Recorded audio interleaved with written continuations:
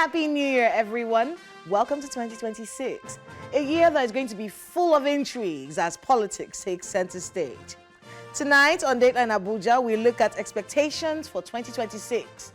How did FCT residents usher in the new year? And what are the front-burner issues they'll be dealing with this year? This is Dateline Abuja.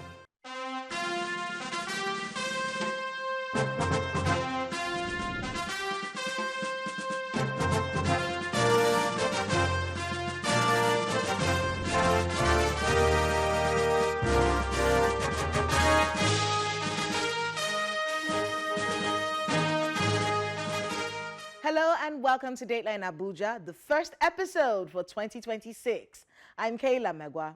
Let's begin with our Abuja wrap. For the first time in a long time, we didn't get a January 1st broadcast from the president. We got a statement from him, and the FCT minister has been accused of trying to destroy the Bauchi state governor. Those aren't my words. Governor Bala Mohammed himself said those words right here on Channels Television. Please watch this. President Bola Tinubu has declared 2026 as the beginning of a more robust phase of economic growth for Nigeria, citing significant gains made in 2025 and outlining ambitious plans for national development. In his New Year's address to the nation, the president expressed optimism about the country's economic trajectory, highlighting a projected GDP growth and a steady decline in inflation. He emphasized the importance of consolidating these gains in 2026 through continued implementation of policies aimed at building a resilient, inclusive, and sustainable economy. The First Lady of the country, Senator Oluremi Tinubu, has welcomed the first baby of the year, a set of triplets, and two other babies delivered in the early hours of January the 1st at the Federal Medical Center, Abuja. Welcoming the newborn babies, the wife of the president declared 2026 a year of peace, prosperity, and abundance for the nation. The First Lady also showered gifts on the parents of the babies as she flagged off 2026 with a visit to select hospitals across the Federal Capital Territory. I welcomed 5 in total. The baby of the year, a girl, and then the triplets. The mother has waited for 13 years, so which is wonderful, and another baby boy. So, and then we are not living here. Mrs. Shetima, Her Excellency, the wife of the Vice President, is going to a hospital to welcome the baby of the year there. So we have boxes and gifts for them. And then the Honorable Minister, she's also going to the National Hospital. And then the Honorable Minister too is going to another hospital. So our hands are full. President Bola Tinubu has again stated that the new tax law, scheduled to commence on the 1st of January 2026, will continue as planned. In a personal statement, President Tinubu stated that, quote, the tax laws are not designed to raise taxes, but rather to support a structural reset, drive harmonization, and protect dignity, while strengthening the social contract. I urge all stakeholders to support the implementation phase, which is now firmly in the delivery stage. Our administration is aware of the public discourse surrounding alleged changes to some provisions of the recently enacted tax laws. No substantial issue has been established that warrants a disruption of the reform process. End quote. Following the tragic accident in Ogun State in which Nigerian-British former heavyweight boxing champion Anthony Joshua was injured and 2 of his associates passed, President Bola Tinubu spoke with him by phone. In a statement from the presidency at the time, he quotes the president as saying, I spoke with AJ on the phone to personally convey my condolences over the death of his 2 associates. I wished him well and prayed for him. He assured me that he's receiving the best care in the hospital. End quote. Vice President Kashim Shettima is taking up the responsibility of resolving the strained political relationship between Governor Hyacinth Alia of Benue State and the Secretary to the Government of the Federation, Mr. George Akume. The Vice President disclosed this in Makurdi, the Benue State capital, where he represented President Bola Tinubu at the wedding ceremony of the son of the Secretary to the Government of the Federation. He expressed concern that the feud has lingered far too long and the consequences of allowing them to sustain the agreements would present a threat to the unity of the state and the political system. The 2 leaders have been at loggerheads over the control of the political structure in Benue State. We cannot afford to allow the discord between the elder statesman, distinguished Senator George Akume, and the governor of Benue State my brother, Reverend Hyacinth Aliatu Pesta. We have that moral obligation to step in and heal the wounds. What binds us together supersedes whatever that divides us.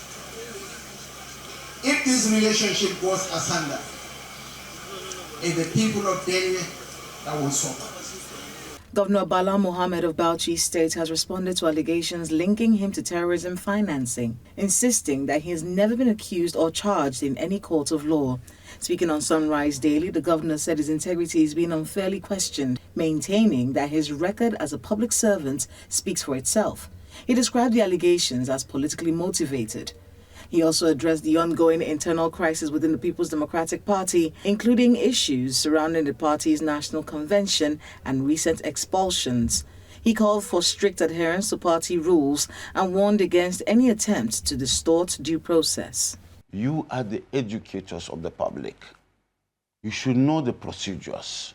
We have followed all the procedures to do our convention, and he was expelled. His indiscipline is too much. Somebody who said he doesn't want our party to function. He said that convention was not real. It is, because it was duly communicated and then agreed in NEC, and the INEC was there. They knew that we were going to do it. It was their volition and decision to go and observe or not. We can't force them, and they have acknowledged that. They have received our report and everything. But Wike is the same person that is going up and down trying to change the whole narrative. And now, at the end of the day, shamelessly, INEC is saying that we should come for a discussion. Discussion on what? Welcome back. Our first report looks at how FCT residents ushered in the new year.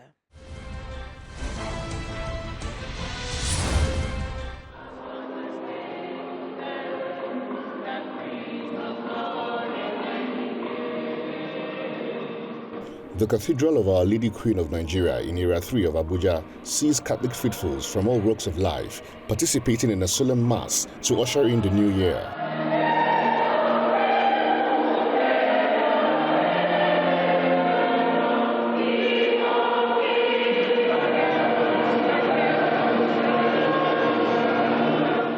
The Archbishop of Abuja Diocese, Archbishop Ignatius Kaigama, urges government at all levels to end the sufferings of Nigerians. We have suffered in 2025 in many ways.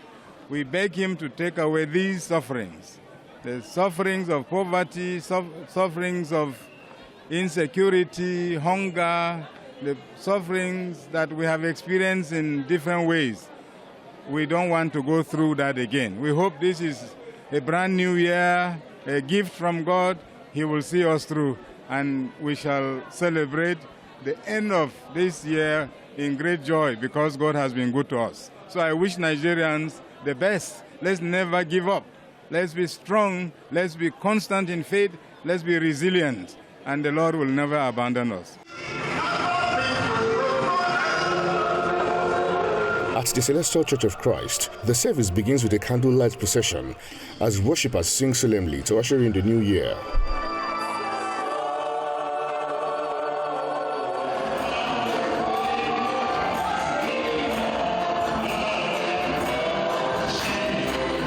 Praise is offered unto God as the worshippers look up to God for a better year.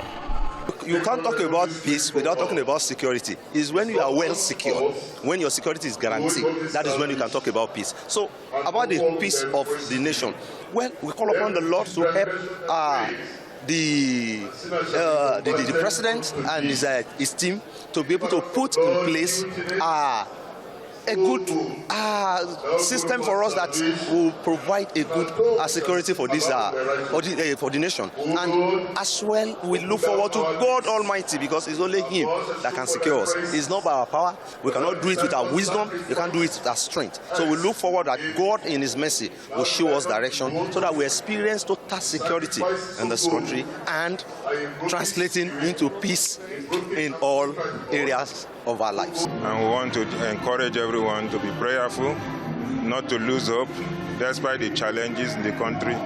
We believe in our prayers, and it's our belief that things will work out well. Isaiah 43:19 says, behold, I do a new thing. Psalm 30 verse 5 says, weeping endure for a night, but joy comes in the morning. We are crossing over into joy, into favor, into victory, into protection, into divine favor. And I declare that it shall be well with everyone. So for all Christians, let's be prayerful. Let's hang on in faith, not to lose hope. Things will get better. And Nigeria will be a great nation as God liveth in heaven. Prayers are also offered for the peace of Nigeria and the well-being of Nigerians. Every non-discomfort, they are not permitted to follow you to this new year. First of all, on behalf of ourselves as individuals, on behalf of our family, and on behalf of the nation, we must not miss word about it, and also move from thanking God to reassure ourselves that this country, Nigeria, is a work in progress, and we have faith in God that He that has started a good work over this nation is able and capable to ensure His purpose and His counsel. That's our declaration and that's our desire. We also went further to tell the people not to lose faith in God and not to lose faith in this nation, because we know that God definitely will work things out to His glory alone over this nation. We don't have another nation. We must keep encouraging our people to have faith in the land. We must keep saying to the people that with our willingness to play our part, God is ready and ready to keep Nigeria together and to make us what He wants us to be. Just after midnight, Christian faithfuls ushered in the new year with fireworks.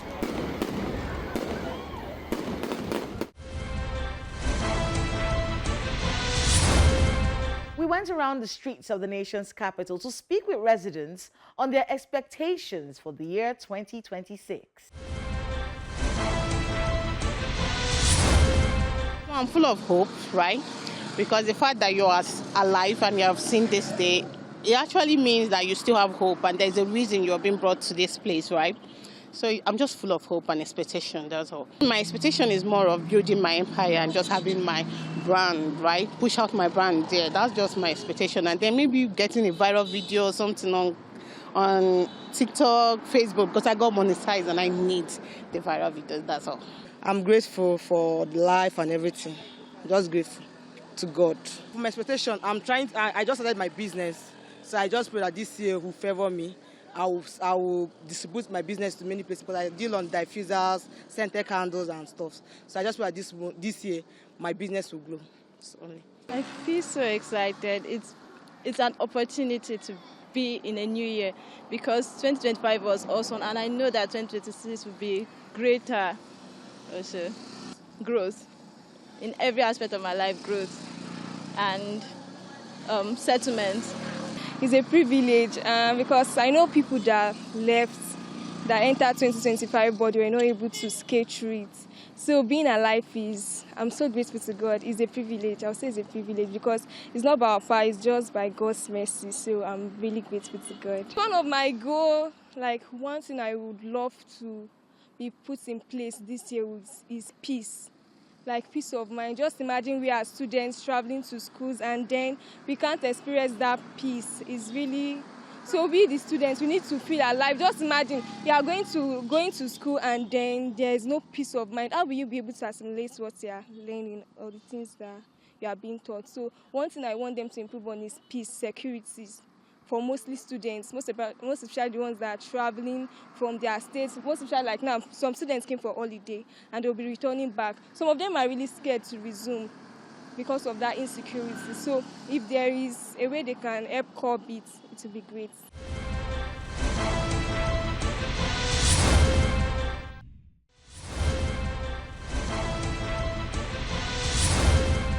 The new tax era has officially started, despite all the pushback and misunderstandings of what the new law means. Just as a reminder, here's what the chairman of the Presidential Tax Reform Committee wants us to understand about this new tax era.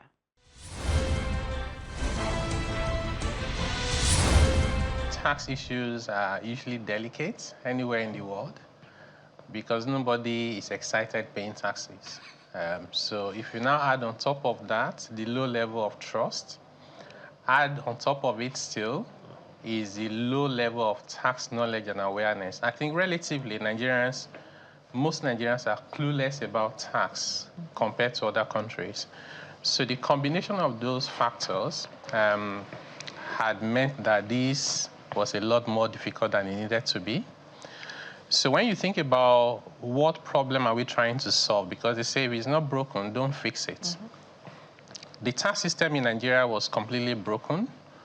We're taxing our poorer citizens. People will say, how about accountability? And I say, well, if I was paying 10,000 naira before, and I'm not sure about accountability, and they say pay 6,000, why am I fighting the 6,000, right?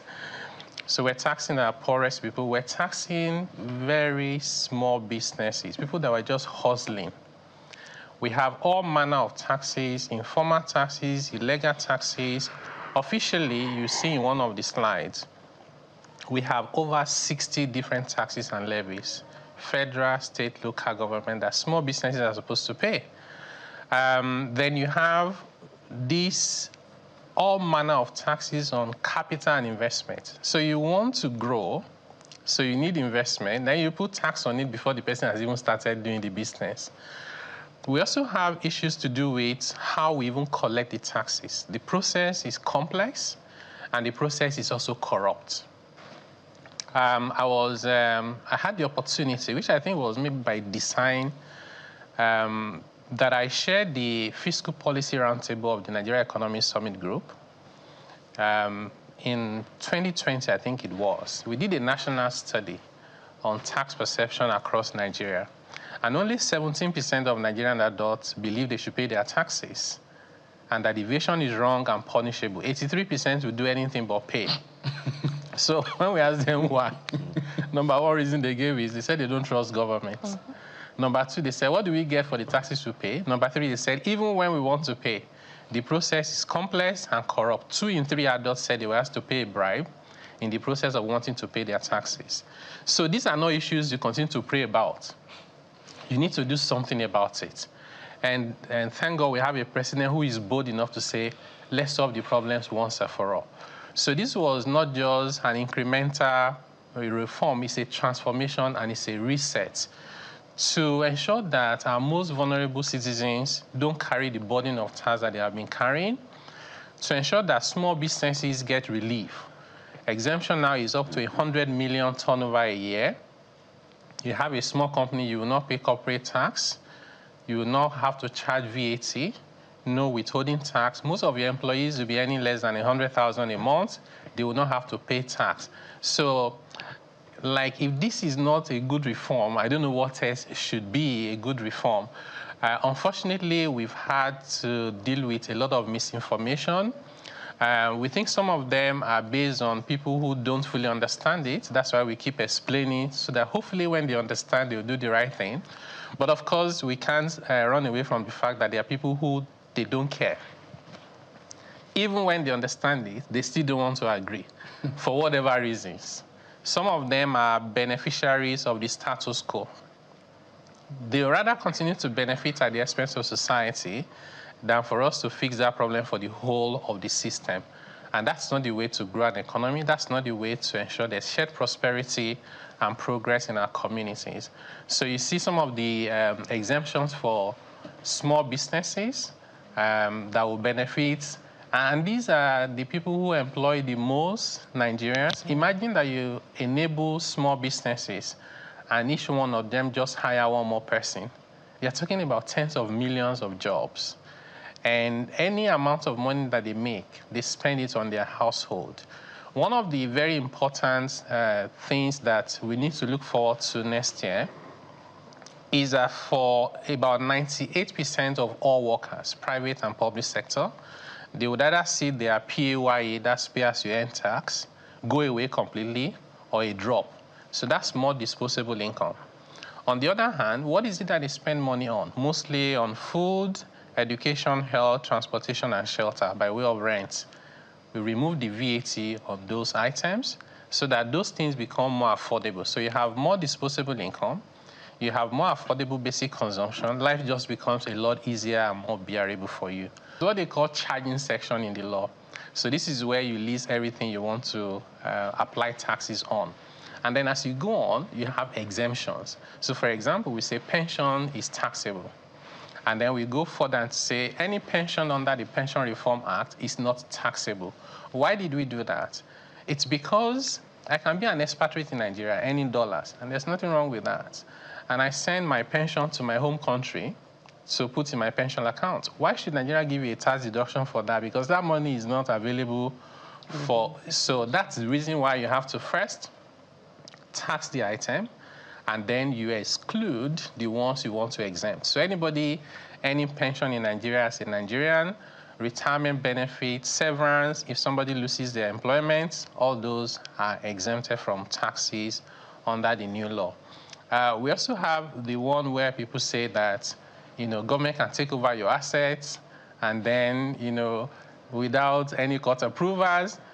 I say if only they have read the current tax laws, the taxman does not need anybody other than the board chair, the head of the revenue service, to sign a warrant. But because before they can do that, your tax must be final and conclusive. That's the terminology. Okay, so it's final and conclusive if three things happen. Number one, if you refuse to file your returns, because we call it self-assessment, and the taxman then says, well, since you haven't filed your returns, based on the information I can find about you, I think you should pay 1 million naira, and they send it to you, and you completely ignore it. There's a 30-day period for you to respond. If you ignore it and that time elapses, that amount becomes final and conclusive. Number two, the taxman says you need to pay 1 million. You say, I don't agree. You go back and forth. That keeps going back and forth until the taxman says, I refuse to amend. It's called a notice of refusal to amend. Then that triggers an appeal process. You go to the tax appeal tribunal. When you are done there, you don't like the outcome, you go to the High Court. You don't like the outcome, you go to the Court of Appeal. You don't like the outcome, you go to the Supreme Court.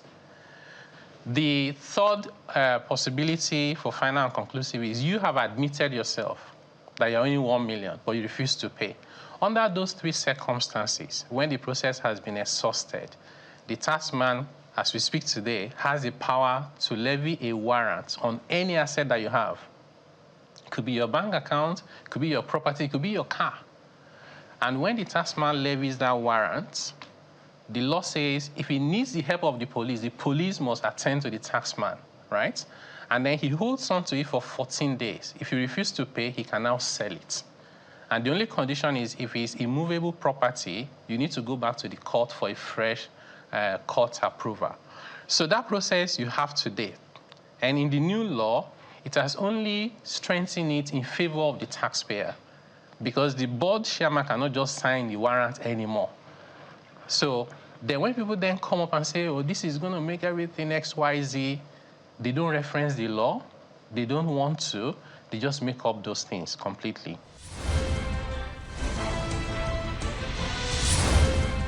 As we walk into this new year, trust that we on Dateline Abuja will be on hand to feed you every detail of happenings in the nation's capital. Be safe, be vigilant, and be involved. Remember to let us know the happenings in your neighborhood using the social media handles showing right now on your screens. Thank you so much for watching. I am Kayla Megwa, and from all of us on Dateline Abuja, Happy New Year, and we'll see you next time.